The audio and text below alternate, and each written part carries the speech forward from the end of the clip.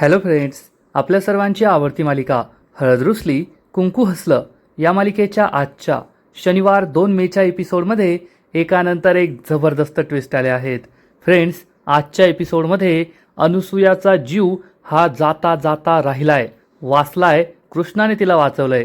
कृष्णाने तिला विषवर उतारा म्हणून एक औषध दिलं, जे तिने सरकारी दवाखान्यातून आणलं होतं.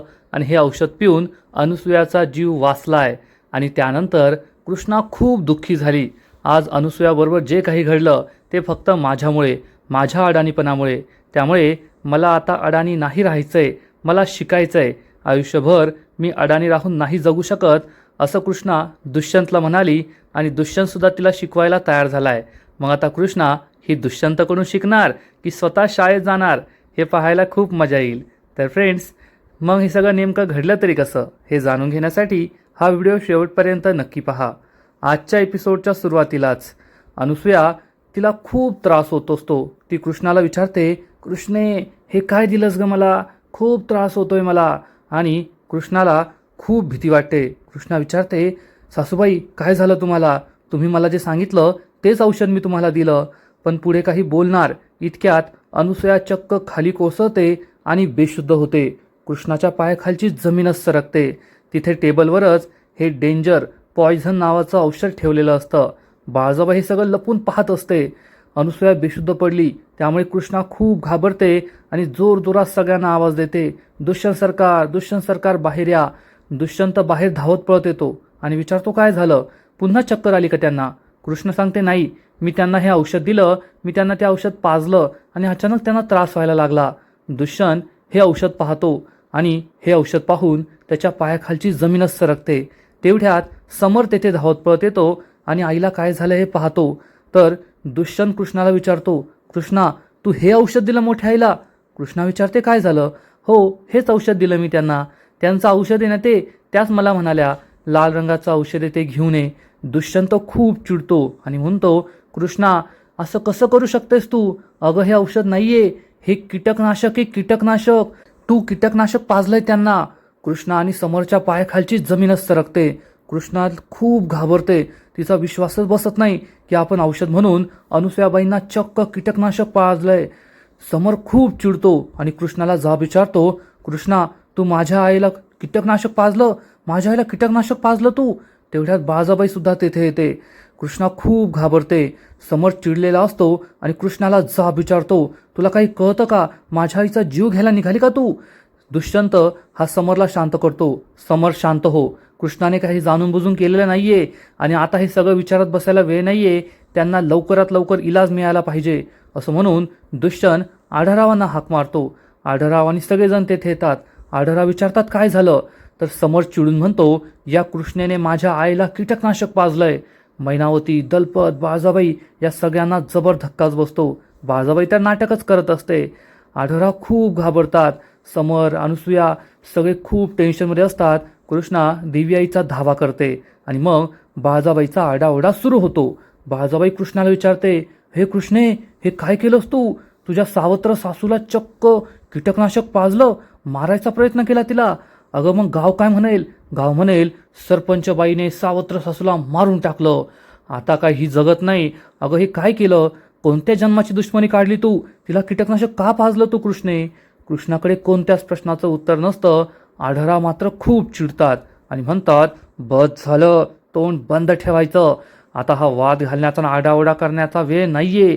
आत्ताच्या आता तिला हॉस्पिटलला न्यायला पाहिजे. आढळराव समोर दुष्यंतला म्हणतात, चला चला आत्ताच्या आत्ता अनुसूयाला हॉस्पिटलला घेऊन चला. कृष्णा म्हणते, आबा हे मी सगळं जाणून बुजून नाही केलं हो.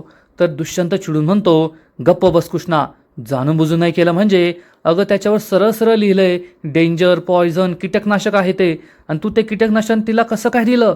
कृष्णा म्हणते, अहो मी कसं वाचणार, तुम्हाला माहिती आहे ना मला वाचता लिहिता येत नाही, मग मी कसं वाचणार. दुष्यंतला समजतं कृष्णा खरं बोलतेय, आपण उगाचच तिच्यावर चिडलोय.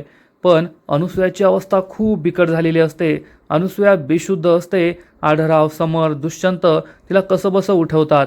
पण मग बाळजाबाई काही गप्प बसत नाही आणि म्हणते, अरे रे मेली बिचारी, गेली जीवाची. कृष्णा तुझ्यासारख्या अडाणी सुनेला घरात आणून ठेवलं ना, त्यामुळे आमचं वाटोळं झालंय. आता एकदा अनुसूया मेली, हळूहळू आम्हाला सगळ्यांना मारशील तू. दुष्यंत चिडून म्हणतो, गप्प बसा बाळजाबाई.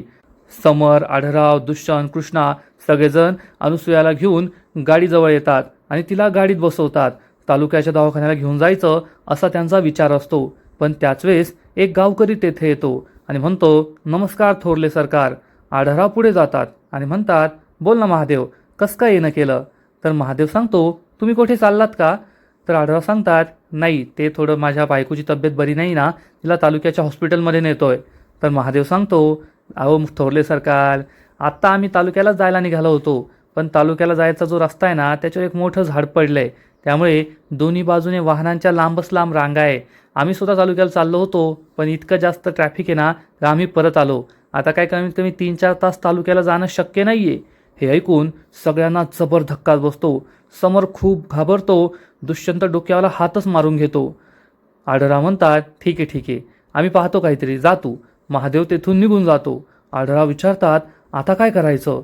सगळे खूप घाबरतात आणि मग समर कृष्णाला दोष देऊ लागतो आणि कृष्णाला जा विचारतो, बोल कृष्णे, आता काय करायचं?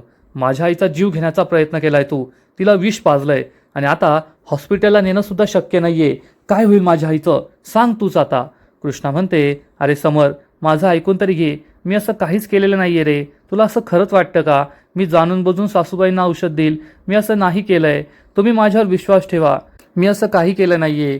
मी तुमची एवढी मदत केली, मी असं का करेल? तुम्हीच सांगा ना मला. कृष्णा ही आढळरावांना सुद्धा म्हणते, आभा तुम्हाला सुद्धा असंच वाटतं का मी हे जाणून बुजून केलं असेल, सासूबाईंचा जीव घेण्याचा प्रयत्न केला असेल? तर समर चिडून म्हणतो, तुझं काय सांगता येतं? तुला प्रॉपर्टी हवी असेल म्हणून तू असं केलं असेल. कृष्णा, आढळराव, दुष्यंत या सगळ्यांना जबर धक्काच बसतो. दुष्यंत म्हणतो, समर, हे सगळं बोलण्याची ही वेळ नाहीये. तर समर चिडून म्हणतो, मला आहे ना तुमच्या कोणावरच विश्वास राहिलेला नाहीये.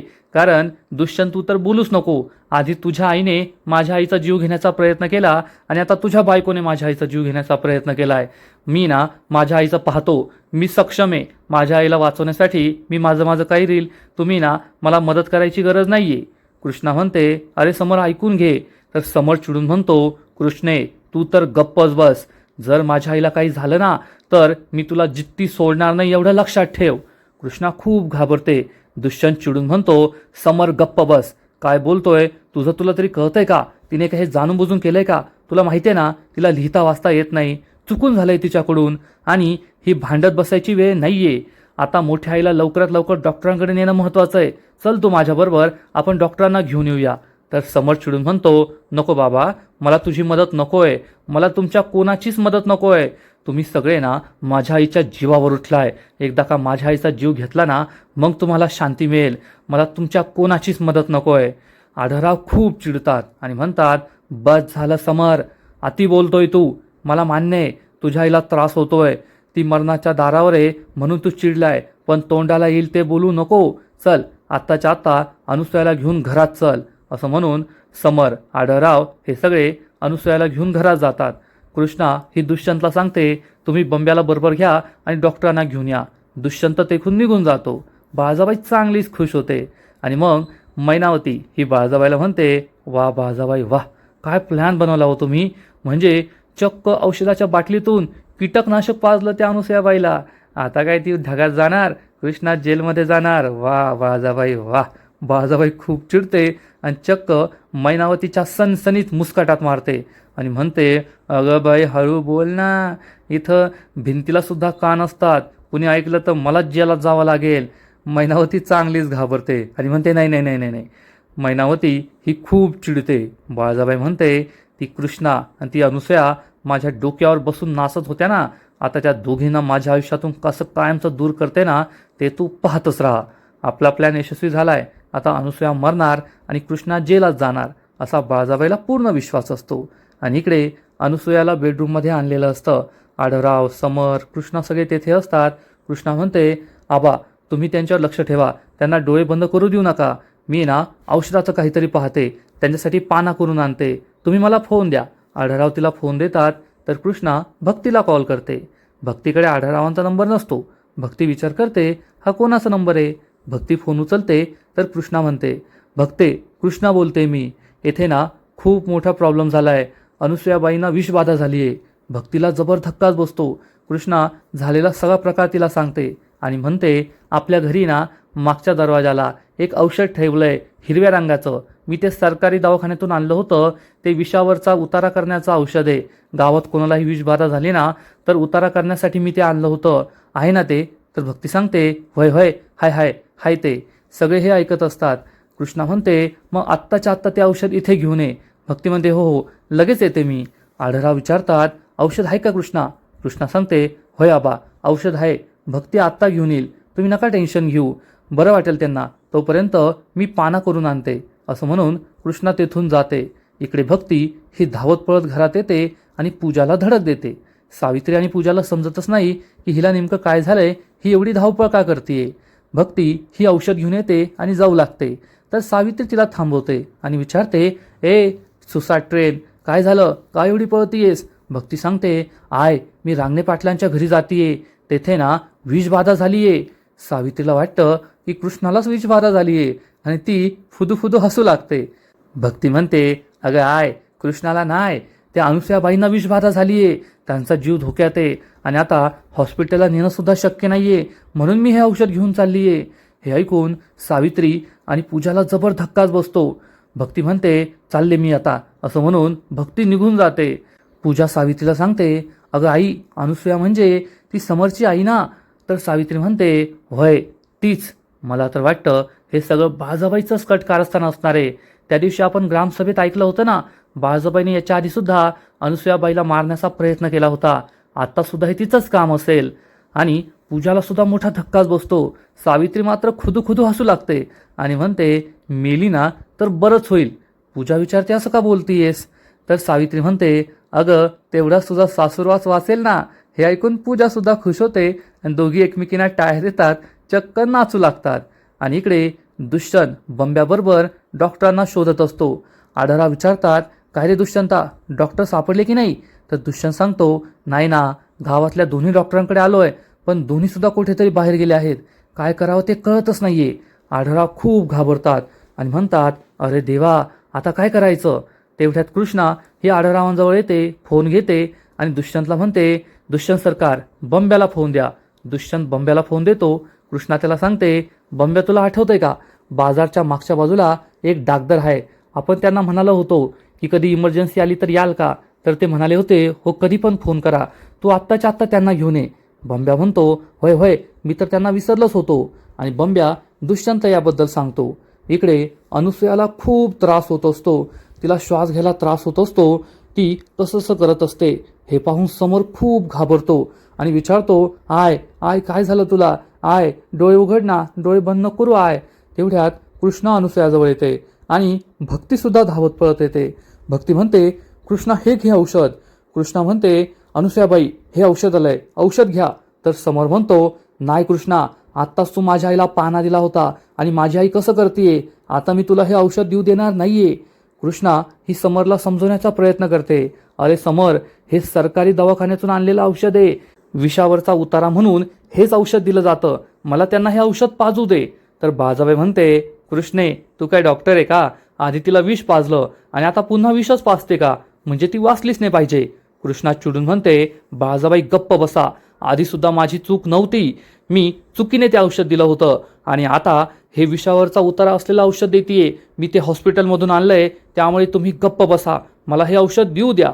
कृष्णा हे औषध देऊ लागते, पण समर तिला सांभाळतो आणि म्हणतो, नाही कृष्णा, तू काय डॉक्टर आहे का? माझा तुझ्यावर विश्वास नाहीये. तू माझ्या आईला काय बाई पाजतेय. मी असं नाही होऊ देणार. डॉक्टरांना येऊ दे. मी तुला हे औषध नाही पाजू देणार. कृष्णाला मोठा धक्काच बसतो. भक्ती घाबरते तर बाळजाबाई मात्र खुश होते आणि अनुसूयाला खूप त्रास होत असतो. तिला श्वास घ्यायला त्रास होत असतो. ती खूप अस्वस्थ होते. मैनावती आणि दलपत बाहेर येतात. दलपत विचारतो, मैनावती, तुला काय वाटतं, अनुसूया वहिनी वाचेल का? तर मैनावती सांगते, मला नाही वाटत ती वाचेल, कारण डॉक्टर अजून आलेले नाहीये आणि बाळजाबाईने चांगला डाव साधलाय.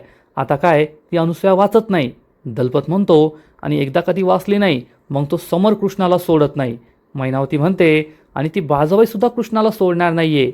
दलपत सांगतो, पहा ती बाळजाबाई कशी सगळी गावची सत्ता आपल्या हातात घेते आणि त्या कृष्णाला कायमचं जेलात पाठवते. मैनावती म्हणते, होईल ते चांगलंच होईल. त्या कृष्णापेक्षा आपल्याला बाळजाबाईच बरी आहे. आणि हे दोघे पुन्हा एकदा आतमध्ये येतात. समरला कृष्णा समजावण्याचा प्रयत्न करत असते. अरे समर, माझं ऐकून घे. हे औषध म्हणजे विषावरचा उतार आहे. मला डॉक्टरांनीच दिलंय. मला त्यांना पाजू दे, नाहीतर खूप उशीर होईल रे. पण समर काही ऐकायला तयार नसतो. बाळाजाबाई हा सगळा तमाशा पाहत असते. आढळराव सुद्धा गप्प असतात. कृष्णा ही समरला पुन्हा पुन्हा विनंती करते, असं करू नको, मला हे औषध त्यांना पाजू दे. तर समर म्हणतो, नाही, मी हे औषध तुला पाजू देणार नाही. पण आढळराव खूप चिडतात आणि म्हणतात, बस झालं समर, कृष्णाला अक्कल आहे. तिच्याकडून एकदा चूक झाली म्हणजे परत परत चूक होईल असं नाहीये. तिला हे औषध देऊ दे. समर गप्प बसतो आणि मग कृष्णा अनुसूयाला हे औषध पाजते. त्यामुळे बाळजाबाईला मोठा धक्काच बसतो की आता ही अनुसूया वाचते की काय. पण कृष्णाने अनुसूयाला हे औषध पाजल्यानंतर अनुसूया चक्क बेशुद्ध पडते, डोळे बंद करते. त्यामुळे सगळ्यांना मोठा धक्काच बसतो. अनुसूयाला काय झालंय हे कोणालाच कळत नाही. औषध दिल्यानंतर तिला बरं वाटायला पाहिजे, पण उलट ती डोळे बंद करते. आणि मग समर चक्क ढसाढसा रडू लागतो आणि म्हणतो, कृष्णे, हे काय केलं तू? अगं माझी आई आत्तापर्यंत डोळे तरी उघडे ठेवत होती, आता तर तिने डोळेच बंद केलंय. काय केलं तू माझ्या आईबरोबर? कृष्णासुद्धा खूप घाबरते आणि बाळजाबाईला तर संधीच हवी असते. बाळजाबाई लगेच धिंगाणा सुरू करते. अरे देवा, म्हणजे कृष्णा, एकदाच तू तुझ्या सावत्र सासूला मारून टाकलं का? सगळ्यांना जबर धक्काच बसतो. सगळे खूप घाबरतात आणि बाळजाबाई म्हणते, आता सगळीकडे बातमी येणार. सरपंच सुनबाईने सावत्र सासूला विष देऊन मारून टाकलं, तिचा खून केला. अगं कृष्णे, हे काय केलं तू? आजपर्यंत रांगणे पाटलांच्या वाड्यात असं कधीच घडलं नव्हतं आणि तू चक्क स्वतःच्या सासूचा खून केला, तिला मारून टाकलं. अगं काय तुला एवढी प्रॉपर्टी हवी होती? प्रॉपर्टीसाठी तू चक्क तिला मारून टाकलं. आता मात्र न्यायनिवाडा होणारच आणि न्यायनिवाडा आता ग्रामसभेत होणार, गावच्या सरपंच बाईचा.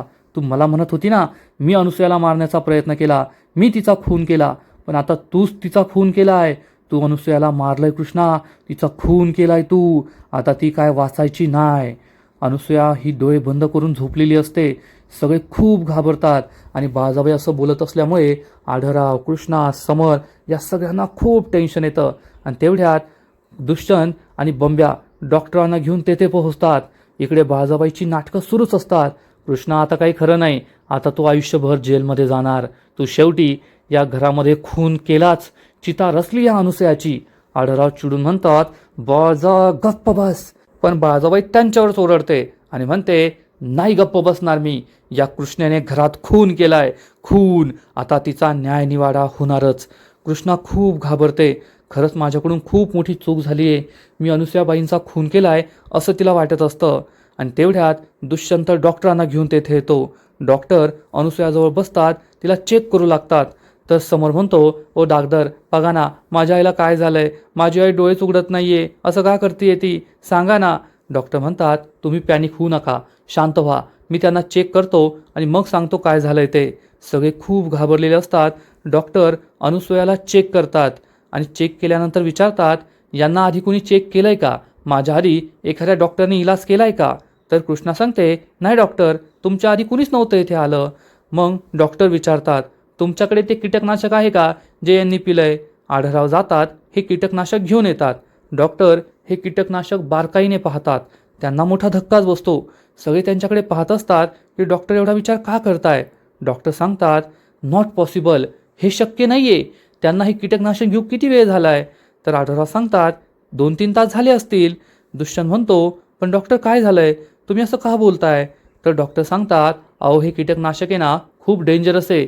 जर हे कीटकनाशक माणसाच्या पोटात गेलं ना, तर 1 तासाच्या आत माणसाचा BP लो होतो. मग त्याचे जे इंटरनल ऑर्गन असतात, शरीरातील अवयव असतात, ते सगळे निकामी होतात आणि माणूस 1-1.5 तासाच्या आत देवाघरी जातो. पण यांची तब्येत तर एकदम स्टेबल आहे, त्यांना काहीच झालं नाहीये, त्या तर सुखरूप आहेत. हे ऐकून सगळ्यांना आश्चर्याचा धक्काच बसतो. डॉक्टर म्हणतात, हा तर चमत्कार आहे, पण हा चमत्कार झाला तरी कसा? हे सगळं कसं घडलं? तेवढ्यात भक्ती डॉक्टरांना म्हणते, डॉक्टर, विषावर उतारा म्हणून आम्ही त्यांना हे औषध दिलं होतं. डॉक्टर हे औषध बारकाईने पाहतात आणि मग या औषधाचा वास घेतात. डॉक्टर विचारतात, हे औषध कोणी दिलं त्यांना? तर समोर म्हणतो, या कृष्णेने दिलं डॉक्टर. मी तिला म्हणत होतो, माझ्या आईला हे औषध देऊ नको, माझ्या आईला काही होईल, पण तिने माझं ऐकलंच नाही. आता माझ्या आईला खूप त्रास झाला, पहा ना, तिच्या जीवावर उठलं हे औषध. तर डॉक्टर म्हणतात, नाही नाही, असं काही झालेलं नाही आहे. तुमच्या आई एकदम सुखरूप आहेत, त्या बऱ्या झालेल्या आहेत. आता त्यांचा जीव धोक्यात नाही आहे, त्या आउट ऑफ डेंजर आहेत. हे ऐकून घरातील सगळ्यांना आश्चर्याचा धक्काच बसतो, तर बाळजाबाईला जबर धक्का बसतो. आणि मग डॉक्टर समर आणि सगळ्यांना समजावून सांगतात, हे कीटकनाशक खूप डेंजरस होतं. जर हे औषध अनुसूयाबाईंना वेळेवर दिलं गेलं नसतं तर कदाचित त्यांचा जीव गेला असता. पण कृष्णाबाईंनी त्यांना हे औषध वेळेवर दिलं म्हणून त्यांचा जीव वाचलाय. सगळेजण कृष्णाकडे आश्चर्याने पाहू लागतात. डॉक्टरसुद्धा कृष्णाचं खूप कौतुक करतात. मॅडम, आज तुम्ही पुन्हा एकदा सिद्ध केलंय की तुम्ही या गावच्या अगदी योग्य सरपंच आहात. तुम्ही खरंच अतिशय योग्य काम केलंय. तुमच्याकडे हे औषध असणं, तुम्हाला याचा उपयोग माहीत असणं आणि तुम्ही ते वेळेवर यांना दिलं म्हणून आज त्यांचा जीव वाचलाय. नाहीतर काहीतरी खूप वाईट घडू शकलं असतं. आजपर्यंत तुम्ही गावात किती चांगले कामं केलं आहेत. गावातील जनावरांना, गावातील शेतकऱ्यांना किती मदत केली आहे हे मला माहिती आहे. आणि आज तुम्ही या अनुसूयाबाईंचा जीवसुद्धा वाचवलाय. तुमच्यामुळेच हे शक्य झालं आहे. खरंच तुम्ही खूप ग्रेट आहात. डॉक्टर कृष्णाचं खूप कौतुक करतात. त्यामुळे बाळजाबाईचा चांगला जळफळाट होतो. पण कृष्णा मात्र दुःखी होते आणि तेथून निघून जाते. कारण तिला असं वाटत असतं हे सगळं तिच्यामुळेच झालं आहे. दुष्यंत तिच्या मागे मागे जातो. आढळरावांना सुद्धा आनंद झालेला असतो. पण बाळजाबाईचा चेहरा मात्र पाहण्यासारखा होतो. तिच्या चेहऱ्यावर 12:03 वाजतात.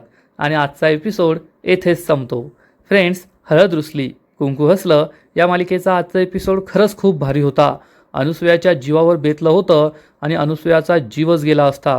पण शेवटी कृष्णाने प्रसंगावधान दाखवलं, तिला पाना दिला. त्यानंतर तिच्या घरी जे विषावर उतारा म्हणून औषध होतं, जे तिने सरकारी दवाखान्यातून आणलं होतं, ते भक्तीकडून मागून घेतलं आणि हे औषध अनुसूयाला पाजलं म्हणून अनुसूयाचा जीव वाचलाय. नाहीतर आजचा दिवस तिच्यासाठी काळ रात्र ठरली असती, एवढं मात्र खरं. आणि बाळजाबाईचा प्लॅन पुन्हा एकदा फ्लॉप झालाय. आजचा एपिसोड तर भारी होता, पण हळद रुसली कुंकू हसलं या मालिकेचा पुढील एपिसोड आणखीन भारी असणारे, आणखीन मोठा ट्विस्ट या मालिकेत येणारे. मग नेमकं घडणार तरी काय? तर फ्रेंड्स, या मालिकेच्या पुढील एपिसोडमध्ये आपण पाहू. कृष्णा ही खूप दुःखी झालेली असेल. दुष्यंतीला विचारणार, कृष्णा तू स्वतःला दोष का देतेस? आता तुला लिहिता वाचता येत नाही म्हणून तुझ्याकडून चुकून हे झालं ना? कृष्णा दुष्यंत म्हणेल, दुष्यंत सरकार, अजून किती दिवस मी माझ्या अडाणीपणाचं भांडवल करणार आहे की मला लिहिता येत नाही, वाचता येत नाही. आता मी आयुष्यभर अडाणी नाही राहू शकत. मला आयुष्यभर अडाणी म्हणून नाही जगायचं आहे. मला शिकायचं आहे. हे ऐकून दुष्यंतला खूप आनंद होईल आणि दुष्यंत हा कृष्णाला प्रेमाने मिठी मारेल आणि म्हणेल, कृष्णा तुझ्या ह्या प्रवासात मी नेहमी तुझी साथ देईल. बाळजाबाई हे सगळं पाहणार आणि बाळजाबाईला खूप राग येईल. आणि मग बाळजाबाई तिच्या रूममध्ये जाणार आणि दलपतला चक्क अनुसूयाचं मृत्यू प्रमाणपत्र दाखवेल आणि म्हणेल, पहा हे अनुसूयाचं मृत्यू प्रमाणपत्र आहे. ते मीच तयार करून घेतलं आहे आणि माझा हाच उद्देश होता की अनुसूया मिलेली असेल म्हणजे मी आढळरावांची बायको म्हणून कायदेशीर मान्यता मिळवेल. आणि आता आढळरावांची बायको असल्याचे सगळे फायदे मला मिळणार आणि अनुसूयाला काहीच मिळणार नाही. म्हणजे बाळजाबाईने हा प्लॅनसुद्धा बनवून ठेवला आहे. आणि त्यानंतर बाळजाबाई चक्क आपल्या घराच्या बाहेर एक नेम प्लेट लावणार, सौ सुलोचना आढळराव रांगणे पाटील. तेवढ्यात कृष्णा तेथे येईल. बाळजाबाई कृष्णाला म्हणेल, कृष्णे पाहिलंस का मी घराच्या बाहेर काय नेम प्लेट लावली आहे? कृष्णा बाहेर येईल, पण कृष्णाला काही वाचता येत नाही. आणि कृष्णाचं हे अडाणीपणा पाहून बाळजाबाई पुन्हा एकदा तिची खिल्ली उडवणार. कृष्णे तू कशी वाचणार ग? तू तर कधी शाळेत गेलीच नाही. अडाणी कुठली? मीच तुला वाचून दाखवते. ही नेम प्लेट आहे, यावर माझं नाव लिहिलंय, सौ सुलोचना आढळराव रांगणे पाटील. आता हे घर तर माझ्या नावावर आहे, पण सगळ्यांना कळलं पाहिजे ना, म्हणून मी ही नेम प्लेटसुद्धा बाहेर लावली आहे. म्हणजे संपूर्ण गावाला कळेल की या वाड्याची मालकीण मी आहे. कृष्णाला खूप राग येईल. एकतर बाळजाबाई रात्रंदिवस हे माझं आहे, माझं आहे म्हणून असा हक्क दाखवत असते आणि त्यात तिने पुन्हा एकदा कृष्णाच्या अडाणीपणाची खिल्ली उडवली. पण कृष्णा आता शिकणार आहे. मग दुष्यंतच तिला घरी शिकवेल की आपल्या सरपंचबाई चक्क गावच्या शाळेत जाऊन शिकतील, लहान मुलीचा सारखा शाळेचा ड्रेस घालून. हे सगळं पाहायला खूप मजा येणार आहे. तर फ्रेंड्स, तुम्हाला सुद्धा हा ट्विस्ट आवडला आहे ना? कृष्णाला शिकताना पाहून तुम्हाला सुद्धा आवडेल ना? नक्कीच कमेंट करून सांगा. आणि हळद रुसली कुंकू हसलं या मालिकेचे असेच नवीन नवीन एपिसोड, नवीन नवीन अपडेट सर्वात आधी पाहण्यासाठी व्हिडिओला लाईक करा, शेअर करा, चॅनलला सबस्क्राईब करून बेल आयकॉनवर क्लिक करा. म्हणजे या मालिकेचे नवीन नवीन एपिसोड तुम्हाला सर्वात आधी पाहायला मिळतील. खूप खूप खूप धन्यवाद.